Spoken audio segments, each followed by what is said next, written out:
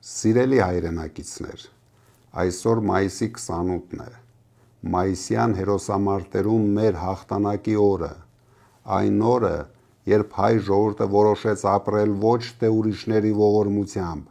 այլ իր պետությամբ։ 1918 թվականին Հայաստանը չուներ բանակ, չուներ ռեսուրս, չուներ տնտեսություն, բայց ուներ ամենակարևորը՝ կամք։ Այսօր մենք խոնարհվում ենք նրանց առաջ,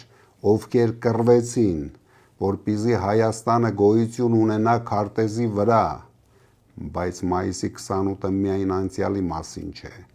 այն մեր այսօրվա քննությունն է։ Այսօր կրկին մեր առջև նույն հարցն է՝ կլինենք ուժեղ պետություն, թե թույլ տարածք, որի ճակատագիրը որոշում են ուրիշները։ Այսօր Երևանում անցկացվում է ռազմական շքերթ, և իհարկե յուրաքանչյուր հայ հպարտանում է իր զինվորով, բայց մենք պարտավոր ենք ասել ճշմարտությունը։ Բանակը քայլերթի մասին չէ, ոչ էլ PR-ի, ոչ մի ռազմական շքերթ մեզ չի պաշտպանելու։ Երբ գան 300,000 ադրբեջանցիները, փոքրիկ խմբակի կողմից նման միջոցառումների իրականացումն ունի միայն մեկ նպատակ՝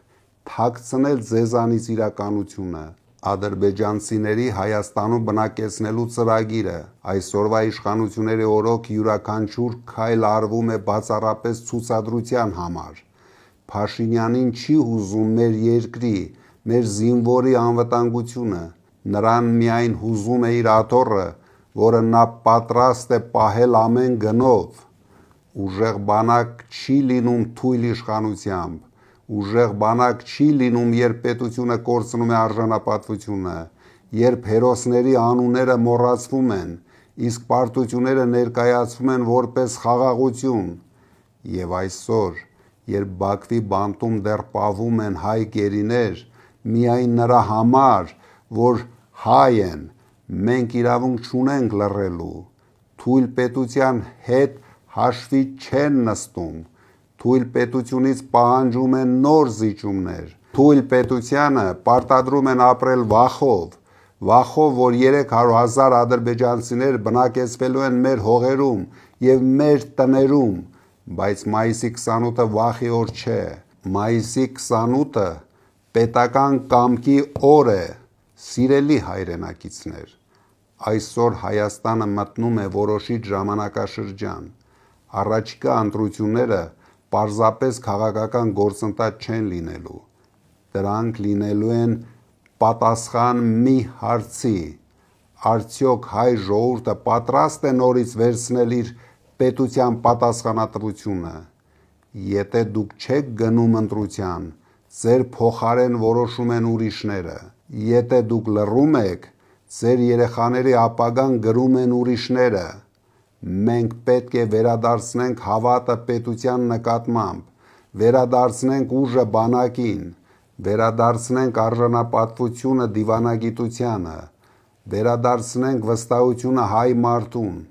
Համոզված եղեք, որ միայն ժամանակակից տեխնոլոգիաներով, խելացի սահմաններով, պաշտպանված օդով, տեղական ռազմական արդյունաբերությամբ, արժանապատիվ զինծառայությամբ մենք կկարողանանք կառուցել ուժեղ բանակ և մնայուն խաղաղություն։ 3 միլիոն հայ Հայաստանում և միլիոնավոր հայեր աշխարհում սպասում են մի բանի՝ ուժեղ Հայաստանի ստեղծմանը, և այդ Հայաստանը հնարավոր է կառուցել, եթե ժողովուրդը որոշի ոտքի կանգնել, որոշի չվախենալ, որոշի ընտրել պետությունը։ Դու արժանի ես ավելիին, ուրեմն դու կգնաս ընտրության, և ադրբեջանցիները չեն գա։